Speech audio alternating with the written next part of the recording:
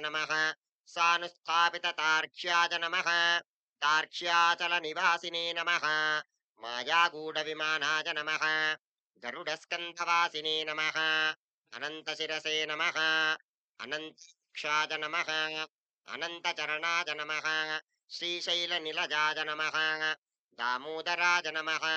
नीलमेघनिभाय नमः सद्भक्तनीलकण्ठार्च श्रीनृसिंहाय नमः कुमुदाक्षगणश्रेष्ठ सेनापत्यप्रदाय नमः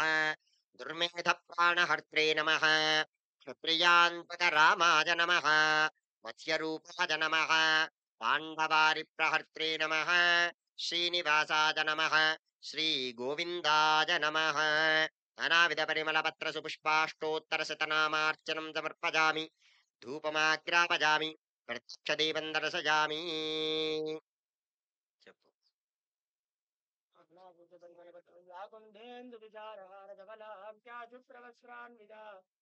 या कुन्दे तुषारहारधवला या शुभ्रवस्त्रान्वृता या वीणातरदलितमण्डितकं श्वेतपद्मासना या ब्रह्माक्षिरसुन्दरप्रभृतिः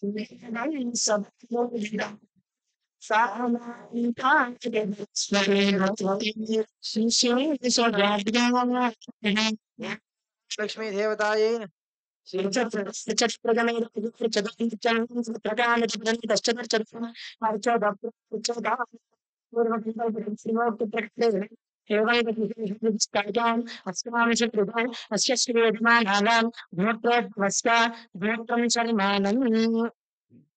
शिवगोत्रोद्भवस्य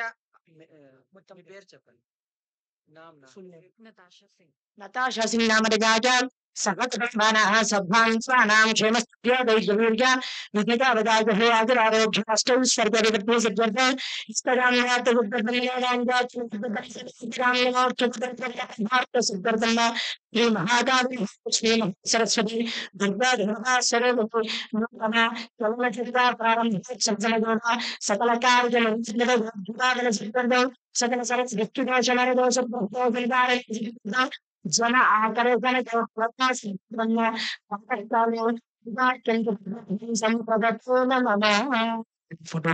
नमस्कार